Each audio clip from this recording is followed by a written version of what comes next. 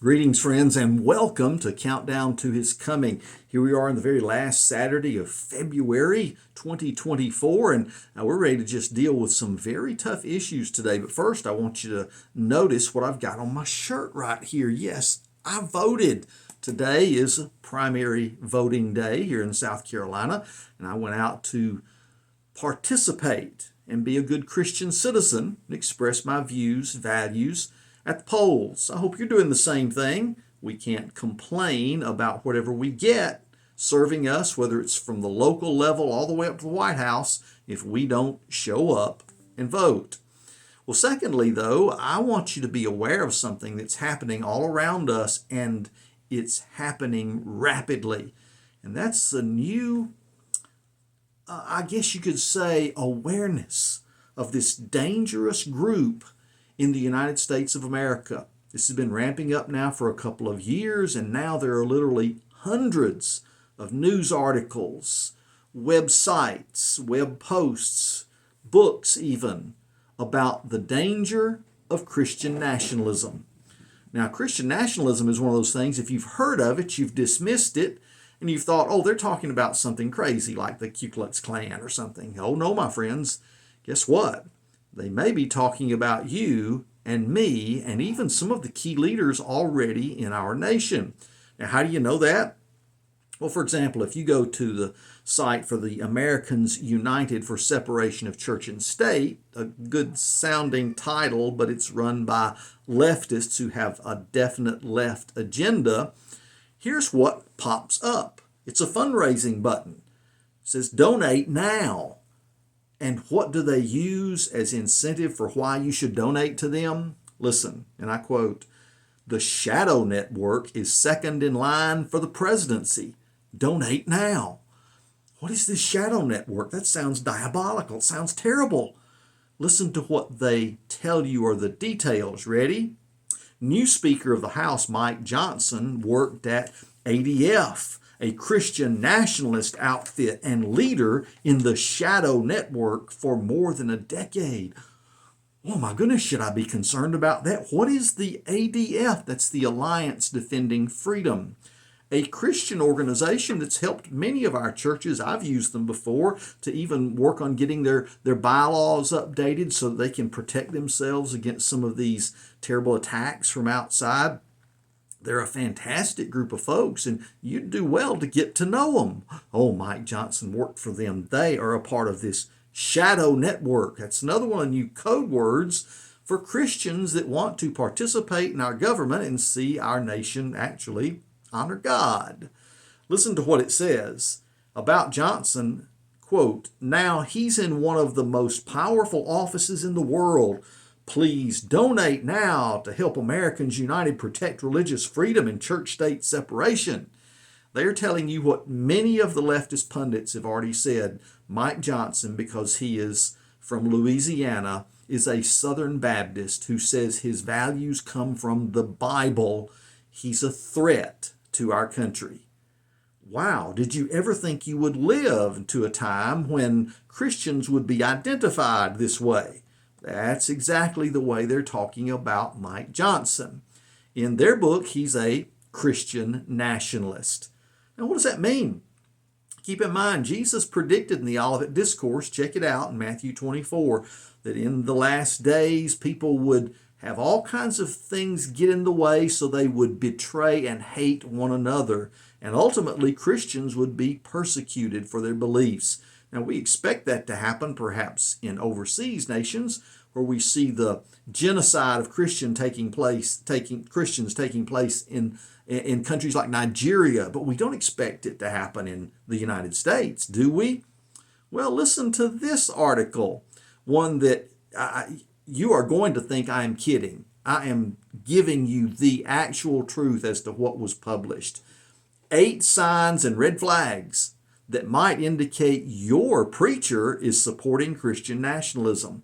Now, what you're going to find unusual is you're going to say, these are some things that if my preacher didn't do this, I'd find another church. But yet these are the signals, according to Andrew L. Whitehead, that you might have a problem, and the problem's in your pulpit. Andrew Whitehead's a sociologist who studies religion and American culture at Indiana University-Purdue University, Indianapolis. He was also raised in the evangelical church and has an insider's view on the ways in which that branch of Christianity in the United States has fused itself with a conservative political agenda. His book, Taking America Back for God, Christian Nationalism in the United States, co-authored with Samuel L. Perry, actually won the 2021 Distinguished Book Award from the Society for the Scientific Study of Religion. In other words, as most awards are, a group of people get together and give each other rewards based on the value systems they want to promote. And that's exactly what's happening there. Well, what are these 8 clues that your preacher might be a problem, that you have Christian nationalism in your church? Listen to them quickly, and I won't give you all the details because I tried this earlier and the video was so long, none of you would stick with me that long to watch it all. But listen to them quickly. Number 1 problem, the preacher emphasizes personal salvation over collective liberation and social justice.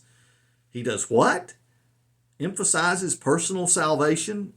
There's only one problem with that. The Bible emphasizes personal salvation. It says of Jesus in his own words that he came to seek and to save those who are lost. It says that God so loved his world, this world, that he gave his one and only Son, that whoever believes in him would not perish but have everlasting life. It has all kinds of people who are seeking out this salvation, a personal salvation. You have folks like the jailer at Philippi who turned to Paul and Silas and said, "What do I need to do? What must I do to be saved?" And this is the message of the Bible. But if your preacher preaches that, that could show he's a Christian nationalist. Really? Oh my goodness. I could go on with some of the details about that, but let me get to number 2. Number 2 says, the preacher infuses the founding fathers and Constitution with mythic Christian significance. Is there no Christian significance to the founding of our nation and its Constitution? Friends, for you to think that, only 2 things would be possible. Number 1, you've not done your homework in history and you've not looked at the facts. You don't know anything about the founding fathers. You're just ignorant of the subject. Or secondly, you've been indoctrinated on the subject by folks who are trying to take away the very nature in which this country was founded. You cannot read about all of those Christians from different backgrounds. And they were Baptists and Methodists and Quakers and Episcopals and Presbyterians, just a little bit of everything. But they wanted something in common, a nation that would allow for the freedom of practicing that Christian religion. They had some very common elements, even though they were from different denominations, very common elements in their faith that allowed them to say, we can be all of these things in one nation without being taxed or harassed by the government. So whether you were Roman Catholic or whether you were Assembly of God or whether you were anything else, you wouldn't have to worry about governmental interference. You can't miss this strong faith of our founding fathers in every single thing that was done in those early days, including the prayer meetings and worship services that surrounded every one of them. But if your preacher, according to Whitehead, is preaching any of this stuff that actually happened at the founding of our nation, he calls it a mythic Christian significance. And he says you just might have a preacher that's a Christian nationalist. And by the way, some, like in the Southern Poverty Law Center and others, are trying to say that that is equal to terrorism and that these people, I should say these people, us people, folks who have these beliefs, because all these 8 that I'm going to mention, I have all of them. Just give you a little spoiler alert, okay? That each one of these seems to be a problem so big that the Southern Poverty Law Center and some others have said that we're equal to terrorists. Matter of fact, we're a bigger danger in America than some foreign terrorist organizations. Well, how about number 3? What's the number 3 thing to look for to see if your pastor might be a Christian nationalist? He says, the sermons revolve around biblical values. I am not kidding, folks. Here's a guy saying with a straight face that if your pastor preaches biblical values, he might be a Christian nationalist and a threat to our democracy. What kind of values would you like for us to preach, Mr. Whitehead? What kind of values do you think should come from the pulpit of a Christian church? Of course, they should be biblical values based hopefully around the Bible that's being preached and taught in that church. Well, the fourth reason is even amazing, more amazing than the first three. It says, the preacher pits us against them. The preacher pits us against them. He says if you hear sermons that draw lines between who is in and who's out so as to demonize people of a different political ideology, race, religion, or nationality, it's likely that your preacher's leaning toward Christian nationalism. Well, my friends, I don't know if you've noticed this, but everything about not only the Bible but the world in general has always been the wrestling match between good and evil, between God and Satan, between those who will align themselves with evil and those who will align themselves for good. And there's always someone who hopefully is warning us and letting us know how to know the difference. And that's going to be my local pastor. I'll hope he's in tune enough, not only with biblical principles, but what's going on in the world, that he can alert us. That's what Paul was doing, even as he said goodbye to the Ephesian elders as he was on his way to Rome. And he warned them, not just to folks from outside, but even inside the church, that he said would come up like wolves, not sparing the flock. We are warned by all the writers of the New Testament to watch for those folks who would teach false doctrine and try to draw away the faithful into fables. And that's exactly what has continued throughout history. If your preacher is not putting a line between us and them and showing the difference, then he's not doing his job. But the neat thing about it is he can draw that line and then say the gospel says we can reach across that line to someone who's living in sin and darkness and evil, and we can offer to them the salvation that's provided through the Lord Jesus Christ and his precious shed blood at Calvary. You don't have to live in that deception any longer. You can live in the freedom of the gospel. You can be saved, and you can become a part of this family of God that stretches across every nationality, every nation, every language, every culture. But that's not what this particular writer's trying to get across. He's trying to show you that, yes, he can draw lines. And the folks on the left and in the green kingdom agenda, they can draw lines and identify you as a problem, but you better not draw lines, and you'd better not let your preacher do it either. Well, how about number 5?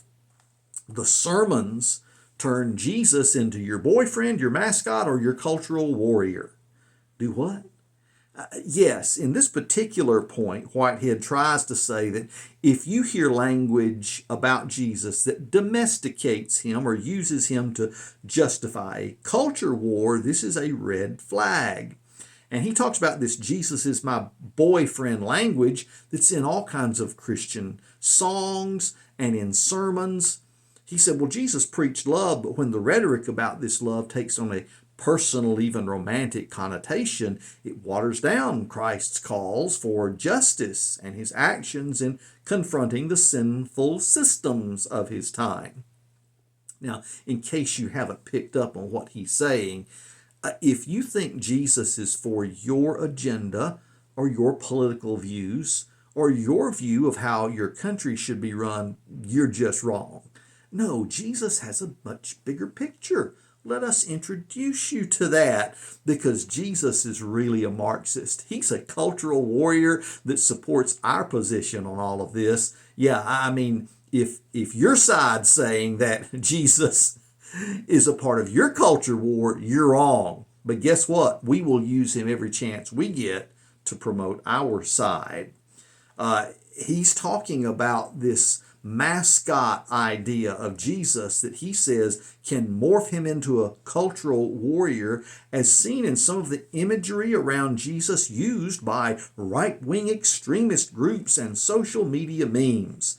So, hey, hang on now. If you see some of those social media memes or the other pictures about Jesus that makes you think he supports one of their causes, oh, that's bad. That's Christian nationalism. Because Jesus can't support this right to life stuff or this just two gender idea. No, Jesus would never do that. So what's amazing to me is in each one of these points, Whitehead points out something about Christian nationalism that he thinks is dangerous and then gets on the same soapbox himself. How about this one? Number 6, the preacher insinuates threats from external foes and stokes fears. Well, of course, there have always been threats from external foes. That's what we watch for. It's what the watchman on the wall is supposed to do. And that's what a pastor in a local congregation should do. But stoking fear, I really don't know of a pastor that stokes fear, because we have a Bible that has some phrase like fear not or don't be afraid or don't fear 365 different times from cover to cover. In other words, one for every day of the year, my friends. The Bible is about teaching trust in God. It's about teaching that you can be solid in your faith and comfortable in the fact that God's going to take care of you regardless of what kind of craziness is going on in the world. So, yes, you need to know about external foes. Just as this dude is trying to warn you about the external foe called Christian nationalism, well, sometimes the Christian needs to warn people about foes like the leftist Marxists that are trying to move our country into a place that is completely foreign from everything you grew up in America. So again, what's good for the goose apparently isn't good for the gander. And here is someone stoking fear about Christian preachers that doesn't want to admit he is a part of the problem. How about number 7? He says, listen for what the preacher leaves out or labels a leftist agenda. Listen for that. Well, yeah, I think you should listen for that too, because the preacher might be telling you something you need to hear. He says, does the preacher lambast other Christians for caring about racial inequality, an unfair economic system, an unequal justice system, or welcoming immigrants? Yeah, now you know Whitehead's agenda, don't you? Yes, let's not have secure borders in our nation. Oh, let's pay to try to secure borders in other nations, send them billions of dollars in military aid, but we can't have a secure border here. In fact, it's okay for folks that are right now Chinese nationals. 20,000 of them have come over since we dropped our border walls. We've got folks from nations all over the world. Some have been identified as coming from terrorist groups, all sneaking into our country because we don't want to have a secure border. What nation in the world does that? Nobody but us. Because of what? Folks, something I can unapologetically tell you is a leftist Marxist agenda on our nation. And so do you see what they're saying? Lambasting other Christians for caring about racial inequality. Well, I've always cared about racial inequality. What about you? I think our picture should be of equality across the board. But what happens when your nation decides to start discriminating intentionally against any race, any group of people, as they are doing right now?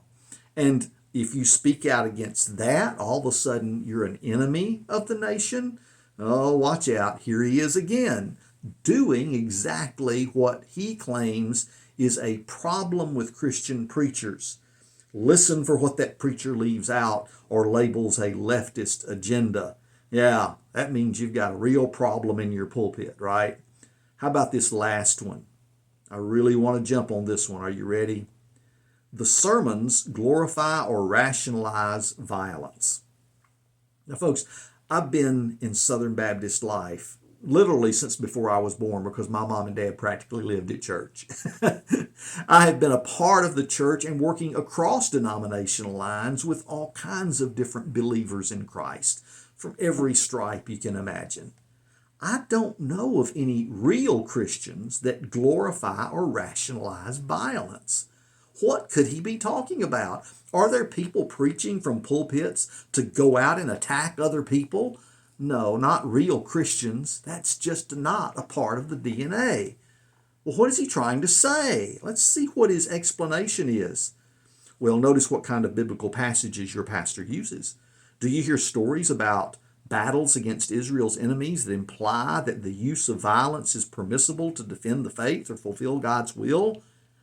Well, if you preach the Bible, you'll run into those all over the place, in the Old Testament especially. Well, he says, do you hear the preacher talk about Jesus fighting for you? Well, absolutely, I hope so. Standing at the right hand of God, fighting for the saints, interceding for us. Yeah, it's pretty literal language, isn't it? How about this? Does the preacher noticeably avoid Jesus's calls to nonviolence? Like Matthew 26:52 that says, those who live by the sword will die by the sword. Is he trying to say something here? Is he trying to turn us into gun control advocates or pacifists? What is he doing? Just lay down and let folks shoot you. It doesn't matter, right? What is he trying to say? Well, the fact is, he again does what he's complaining about with some preachers. He takes a verse of Scripture, doesn't put it in context. Of course, those who live by the sword will die by the sword is in the Bible. And in the same gospel, Jesus asks his disciples, how many swords do you have? Got 3, that's enough. In other words, he encouraged his own followers to carry something for self-defense. Didn't mean he wanted you to go out and attack people with it. Self-defense is a biblical concept that's been in it from the very first book of the Bible. There's nothing wrong with that. What is he trying to insinuate here? That somehow you are being led astray by pastors that would say it's okay for you to be a Second Amendment Christian that perhaps has a gun or some guns at your house for self-defense? Oh, listen, here's further explanation. He says, does your pastor advocate for the use of firearms to defend the church or carry a gun in church in worship? These are all indications that your pastor might be preaching Christian nationalism. Okay, hang on. Let's jump on that one right quick. Because in the news here lately, we had the woman who came in with Palestine on her assault weapon and another weapon under her coat, trying to shoot up Joel Osteen's church in Houston, Texas. But it didn't happen. She got off a few rounds, and yes, someone got wounded, but because there were 2 guys that were off-duty law enforcement officers who were armed in that church, they were able to stop her and take her down before she killed perhaps many, maybe dozens of people before she could be taken care of. Now, my question to you is this. Would you rather folks in the church just let a shooter come in and kill whoever they want? But that's the implication of Whitehead right here. He's saying, does your pastor advocate for the use of firearms to defend the church? Absolutely, I do.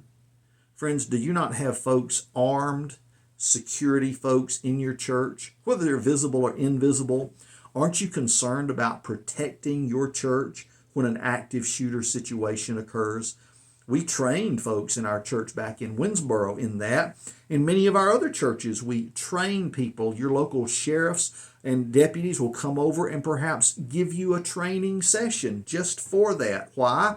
Because if an active shooter steps into your congregation and decides they want to kill some people tomorrow when the church is worshiping, guess what? You don't have time to call 911 and hope that the police will arrive. No, they will have already done their deed and killed who knows how many people before law enforcement can get on the scene.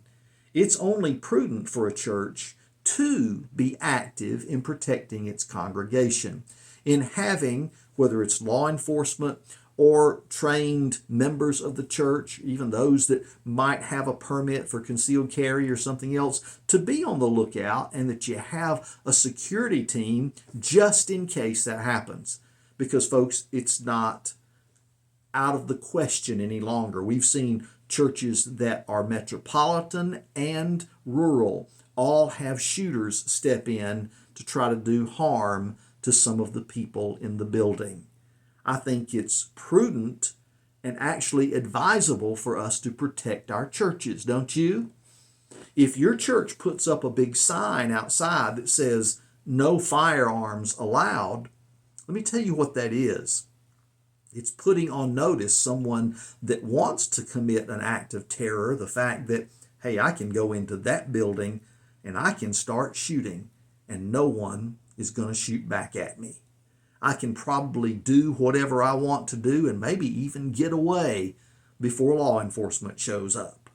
Matter of fact, if you look at some of the mass shootings that have happened in this century, going back 20 and even 30 years, you'll see that many of those were places picked because, whether it was a theater or a school or something else, places picked because they said no firearms allowed. Friends, we have got to recognize the responsibility of citizens, especially Christian citizens, to protect the populace. Not to be radicals out trying to attack or shoot somebody. No, that's not what this is about. But yet Whitehead's identifying believers who are just concerned about protecting their own church and their own family, their own people. He identifies them as Christian nationalists.